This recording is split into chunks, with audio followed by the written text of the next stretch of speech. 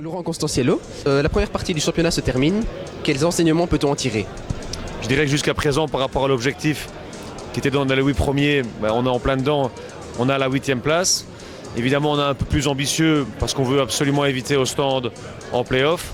Donc ici, le second tour sera déterminant, pour assurer la qualification pour les play-offs, parce que je pense qu'il y a des équipes comme Willebroek, Pepinster qui ambitionnent toujours cette 8e place. Et ensuite, évidemment, essayer d'être 7e, voire 6e. C'est vraiment l'ambition de Liège pour la deuxième partie, c'est d'être dans les 3 premiers du deuxième groupe. Oui, très clairement. Et comme j'ai dit, premier ou deuxième pour éviter au stand.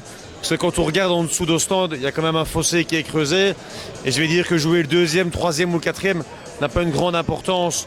Parce que je pense que les équipes se tiennent. Et on l'a vu sur ce premier tour. On a battu Charleroi. On a été gagné à Anvers. Donc l'équipe peut montrer sur son meilleur visage. Je pense peut prétendre un bon résultat contre cette Top Team. On peut donc être satisfait du niveau de jeu de Liège pour l'instant. Disons que l'équipe a montré 2 visages très séduisants lors de certaines rencontres. Je pense notamment au match contre Mons ici, contre Charleroi.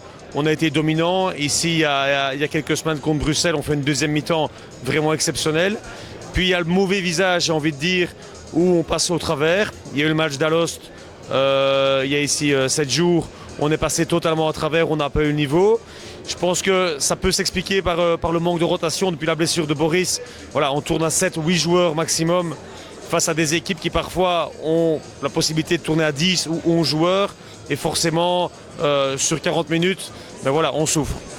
Merci Laurent.